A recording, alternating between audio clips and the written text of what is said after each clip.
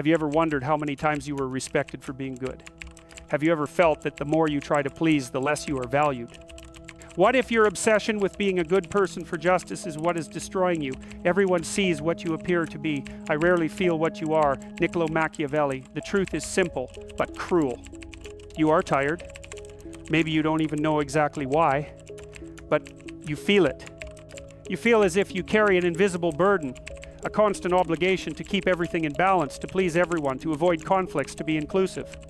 From an early age, I taught you that being good was the way that the good ones win in the end, that it is enough to be fair, honest, humble, and the world, in its intrinsic justice, will consider that. But what if all of this is a comfortable lie? A script that they taught you to keep you obedient, predictable, manipulable? How many times have you silenced your voice to preserve the peace? How many times have you swallowed your tears, your anger, your pride, just so as not to disappoint anyone? How many times have you let someone humiliate you and then said, it's okay? That waiting that you've been told is a virtue. Maybe it's just a leash in disguise. The world doesn't reward the good. The world rewards the strategic. And if you're here listening to this, it's because you've felt it firsthand. You've been frustrated by being the nice guy, an understanding person, the friend who understands everything, and you watch with silent pain as the more you do, the less you get. The more you bend, the more you deactivate, the more you try to be accepted, the less you're respected. This is where Machiavelli comes in. Not as the devil that history has painted, but as one of the first men to have the courage to tell the naked truth. Pure morality, detached from reality, is a trap. Being seen as good is not the same as being effective, and living trying to please everyone is becoming a hostage to your own kindness. This video is an invitation to break away. Let's cross the veil of moralistic lies together. Let's expose the discomfort, the dark and necessary truth behind the obsession with being good. You don't need to become cruel, but you do need to wake up, because as long as you try to please everyone, you will be a slave to the image they have built for you. And if you are tired of being used, ignored, discarded, maybe it's time to learn from Machiavelli what they never taught you, how to stop being nice and start being respected. Are you ready? Then come, because the transformation begins now. You grew up hearing that the right thing to do was to be a good person, that kindness begets kindness, that all you have to do is be honest, fair, patient, and the universe will conspire in your favor. But what if I told you that this idea is a carefully planned trap? That security without strategy is just bait in a world that operates by self-interest, by domination, by Russia. The truth is that being good, in the common sense, has become synonymous with disconnection. Being good has become not caring, not saying no, not causing discomfort. Being good has become silencing your own pain so as not to bother. And the most perverse thing is that the more you try to be good, the further you distance yourself from who you really are. Being good the way you were taught means forgetting yourself to fit in with the expectations of others. It's like being an actor on a social stage reciting lines that even you don't believe in anymore. And the audience applauds, but not out of admiration. They applaud because it's convenient. Because as long as you continue to be predictable, approachable, docile, you are harmless. And that which does not threaten is also not respected. Machiavelli, in his clearly brutal way, said that the ruler who wants to be only good will end up destroyed by those who are not. Waiting in itself is not virtue, it is ingenuity. And ingenuity in this world is an invitation to abuse. A man who always wants to act virtuously is doomed to ruin among so many who are not virtuous. Niccolò Machiavelli, the prince, reread that sentence. Let her hurt herself if necessary, because this cut could be the beginning of your freedom. The truth is that you were raised to please, not to live. From an early age, I taught you that your accessibility depended on your obedience. Don't yell, that's ugly. Swallow your tears. Be nice. And so, little by little, you learned that feeling was wrong, that reacting was rude, that important boundaries were aggressive. You learned to mutilate yourself emotionally to be accepted, but the question I ask you now is, accepted by whom? Repeated by whom? Valued by whom? Because in the end, even doing everything right, you still feel invisible. You still need to beg for recognition. You still live with the feeling that you are always in debt, always lacking, always almost enough. This is where the collapse begins. The wait has become a prison. You are trapped in a cell decorated with beautiful phrases. You are so kind, so understanding, always so balanced, but behind every compliment there is an unspoken demand. Keep putting yourself aside so I can feel comfortable. And you keep doing it even when it hurts. Even when it hurts. Even when your silence screams inside. The tragedy is that you mistake this suffering for nobility. You think you are doing the right thing, that you are being honest, but the world does not see your intention. The world reacts to your stance. You can have the purest heart and still be trampled, because purity without presence is just another victim on the ground. Kindness without strength becomes a bargaining chip for the clever. It becomes an excuse for exploiters. It becomes the main dish for emotional predators who feed on your guilt, your hesitation, your desperate desire to be accepted. And the more you try to show that you are trustworthy, the more you become a tool, not a person, a tool. Have you noticed this? Have you noticed that those who command respect do not need to explain anything? Have you noticed that those who have limits, even if they are not liked, are heard? While you, with all your kindness, continue to be interrupted, overwhelmed, forgotten? This happens because the world does not respect those who are nice. It respects those who impose consequences. Machiavelli was not a defender of cruelty. He was a surgeon of reality. He looked at the world and saw what no one wanted to see. Morality, when blind, is a strategy of domination. And those who live to appear good, sooner or later lose everything, even themselves. The good person who refuses to face the game becomes a disposable piece. You can give everything, time, affection, loyalty, but the day you are no longer useful, you will be ignored. And the cruelest thing? No guilt, no resentment. After all, you never demanded more than that. The world understands limits. It does not understand sacrifice. So here is the first uncomfortable truth that needs to be said. Your kindness is imprisoning you, not because it is wrong, but because it is being used against you. And as long as you continue to hide behind the image of a good person, you will be denying your strength, your voice, your dignity.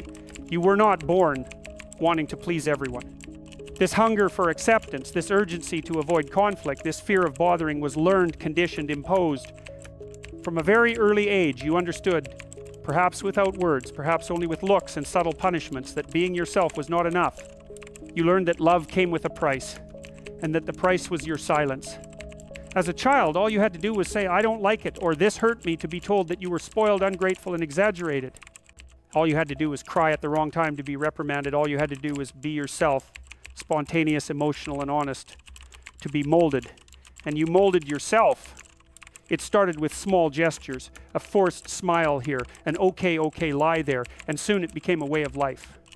Swallowing frogs, giving in before being asked, pretending not to care, all of this became routine.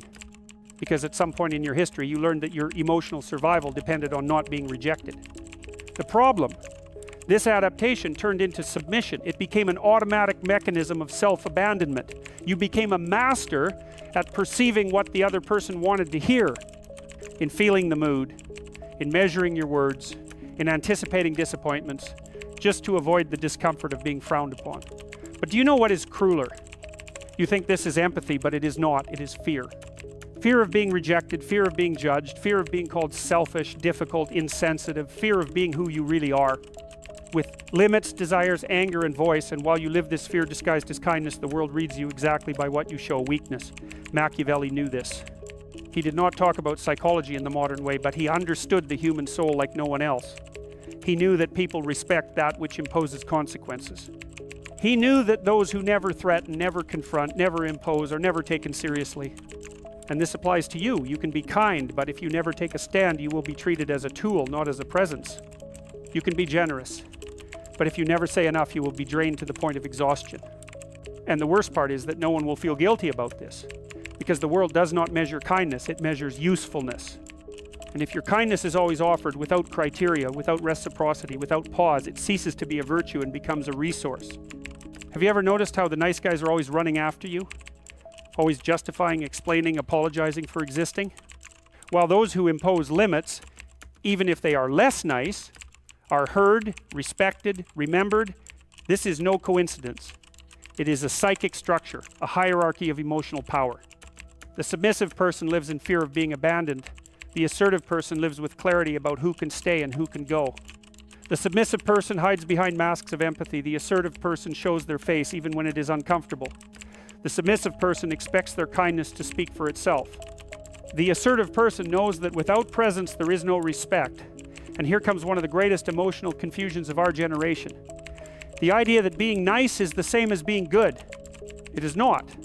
Being nice is being pleasant. Being good is being fair. Being nice is avoiding conflict. Being good is facing what is necessary. Being nice is smiling for our outside while bleeding inside. Being good is saying, this hurts me and I won't accept it anymore. The psychology of the submissive is in fact the psychology of fear. Fear of breaking fragile bonds. Fear of not being loved. Fear of losing a space that only exists because you accepted to live bent over. But here's a harsh truth. Those who live in fear of being abandoned are already abandoning themselves every day. And if you continue living like this, in fear of displeasing, in fear of being misunderstood, in fear of being you, you will end up empty. You will look in the mirror and no longer know who you are. You will live being everyone's favorite character, except your own, because the price of submission is self-extinction. Machiavelli would say, it's not about being loved, it's about not being ignored. And that only happens when you have the courage to assert yourself, to say no, to represent consequences. Of course, being cruel is not the solution, but being harmless is not either.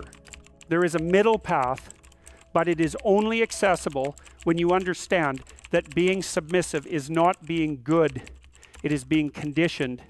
It is being trained to please. It is being kept in a perpetual state of fear and emotional dependence. And you deserve to get out of this. But to do so, you need to face a brutal question. Is your kindness born of love or fear? Because if it is from fear, it is not kindness. It is armor, it is shield, it is prison. And you were not made to live imprisoned. You were made to become whole.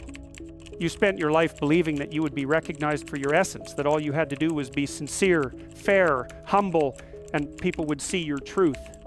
But Machiavelli, more than 500 years ago, wrote a sentence that pierces any naive idealism like a dagger. Everyone sees what you seem to be, few feel what you really are. Niccolò Machiavelli, the prince. This phrase is a blow, and also a revelation. It shows us that the world does not respond to your inner truth.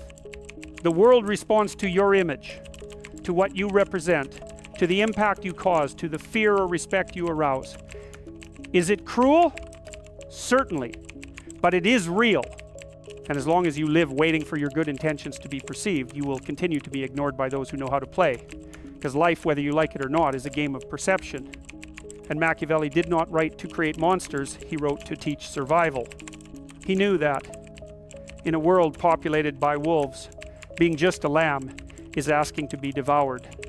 But there is a way out, and it begins with a new type of virtue. Not the virtue preached by moralists, which demands purity, passivity, and submission, but Machiavellian virtue, a mixture of courage, strategic intelligence, emotional coldness, and firm presence. Machiavelli said that the prince, the one who wants to rule his life and not be ruled by it, he must be like two animals, the fox and the lion. The prince must know how to use the nature of the fox and the lion well. Be a fox to recognize the traps and the lion to scare the wolves. This metaphor is one of the most brutal and liberating ever written. The fox is cunning, he observes, reads the environment, perceives hidden intentions, knows when to be silent and when to move. He does not trust blindly. He sees through masks. The lion, on the other hand, commands respect. He does not explain himself. He does not apologize. His presence is enough to say, not with me. He does not need to be cruel. He needs to be inevitable. And here is the key, you need to be both. You need to see the emotional games before they swallow you. And you need to be strong enough to make others think twice before testing their limits. Because as much as it hurts, that is what the world respects. Presence, boundaries, consequence. You don't have to stop being sensitive, generous, and compassionate, but you need to understand that these qualities, without a framework, structure, or limit, become traps. The same compassion that heals can also destroy you if it is given to those who only want to use you. That is why Machiavelli invites us to stop asking for approval and start building internal authority. Not the authority that shouts, that dominates, that imposes fear through brute force, but the one that commands respect through firm silence, through the clarity of saying no, through the courage to be who you are, without kneeling for acceptance. And here is the turning point. You don't have to become a tyrant. You need to stop being a ghost. The world treats those who have power well. And this power begins with your ability to say enough, to stop justifying yourself, to understand that not everyone deserves explanations, much less your best. You don't have to shout to be heard. You just need to stop asking for permission to exist. The image you project has weight, and if you present yourself as someone who is always accessible, always nice, always willing, you will be treated as a resource. And a resource can be discarded at any time. But when you present yourself with presence, with a firm gaze, a clear voice, and a non-negotiable posture, you begin to change the way the world sees you. And most importantly, it begins to change the way you see yourself, because the greatest power that Machiavelli teaches is not to dominate others, but to stop being dominated by the fear of displeasing. You can be loved, but being feared, in the sense of being taken seriously, of representing a force, is often the surest way to be respected. And respect is the basis of any true relationship. Without it, everything is theater. So, look at yourself now. Have you been a fox? Or are you always falling into emotional traps? Have you been a lion? Or are you always roaring inwardly while smiling on the outside? Is the image you project aligned with the value you carry, or do you appear small, waiting for the world to notice your hidden greatness? The prince, who in this context is you, yes, you, needs to wake up. You need to take off the cloak of innocence and put on the armor of clarity. You need to learn that being a strategist is not betraying your essence, it is protecting your truth. And what's more, it is giving yourself the right to choose who you give your best to. Because your best is not an obligation, it is a gift. And gifts should only be given to those who honor you and not to those who consume you. The time has come to ask the question you have avoided your entire life. Do you want to be loved, or do you want to be free? It seems cruel, right? Almost inhumane. But it is the choice that Machiavelli silently forces you to make. Because the search for being loved, when based on fear, need, or emotional dependence, is the most subtle of prisons. And worse, it is a prison in which you lock the door yourself. You do not need bars when you need approval. You do not need handcuffs when you are afraid of displeasing.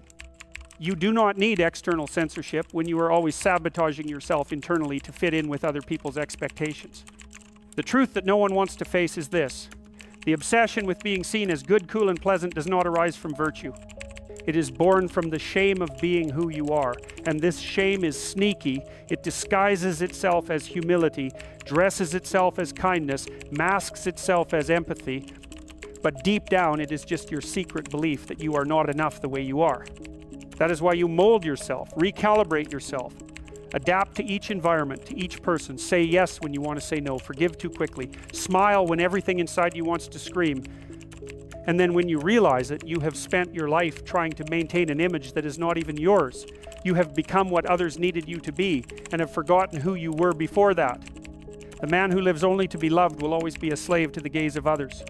He who wishes to be free must be willing to be misunderstood. This phrase is not from Machiavelli, but it could be, because what he teaches us is that freedom begins when you stop caring about what others expect of you and start living according to what you demand of yourself. But make no mistake, this path is not sweet, it is arid and lonely. Many people will turn away, they will say that you have changed, that you have become cold, that you are strange, and you will ask yourself, am I being cruel? Number? You are finally being honest. And honesty, after years of great deceit, is frightening and uncomfortable because it breaks the invisible pact you had with the world. I sacrificed myself, and in return you loved me. But the currency they paid you was counterfeit. It was not love, it was convenience. And when you decide to step out of the role of the good guy, the one who understands everything, the one who accepts everything, you break this pact and begin to write a new contract with yourself. I will be loyal to my truth, even if it costs me the acceptance of those who only knew how to love me when I kept quiet. True freedom requires that you let go of the character, that you tolerate the discomfort of not pleasing everyone, that you hold the gaze of those who disapprove, without lowering your eyes, because worthwhile love does not demand your annulment. And the respect that strengthens you is not born from submission, it is born from coherence, from the courage to be whole, from the audacity to be self-sufficient. And here comes the most brutal part of all. No one will set you free. There will be no applause, there will be no diploma, there will be no finish line with fireworks saying, congratulations, now you are free. You will have to free yourself alone, in silence, in discomfort, in the contained anger that you will transform into clarity, in the old pain that you will use as a foundation. And when that happens, something changes forever. You no longer beg for affection. You do not beg for recognition, you choose. You decide who to open the doors to and who to keep them closed to. This is being a prince of yourself. It is ceasing to be a subject of other people's opinions. It is abandoning the false throne of the beloved good guy and assuming the kingdom of your truth. Yes, you can continue to be a good person, but not a good person at the cost of your soul. Not a good person who accepts everything in silence. Not someone who nullifies himself in the name of a goodness that only serves others, because if that is the case, then you are not good. You are domesticated, and no one who was born for this. So I ask you now, straight to the point, do you want to be loved, or do you want to be free? The answer is not in your head, it is in your choices, and in what you are going to do from here on out. You have gone through 4 layers, deconstructed the idea of kindness, recognized the roots of your submissive behavior, discovered the strategic power hidden in Machiavelli's ideas, and finally faced the most difficult choice of adult life, to please the world or finally be true to yourself. The answer may still be echoing within you, and that's okay. Real transformations don't come with fanfare. They come with silence, pain, and sometimes a little anger. But it is in this discomfort that the truest changes are born. The world respects those who respect themselves. The rest is just theater, and you deserve to get off the stage and take charge of the script. If you have come this far, there is probably something inside you that no longer fits into the old fantasy of being good at any cost. And this fissure, this crack in your social persona is the beginning of your liberation. I remember the first time I realized that my kindness was destroying me. It was in a conversation with a friend I admired, someone who, without knowing it, always said the same thing to me with his eyes. You are too kind for this world. At the time, I thought it was a compliment. Today, I see that it was a warning. I accepted everything. I gave myself. I kept quiet. I adapted. But one day, after yet another situation in which I found myself being ignored, I felt a rage that burned inside me.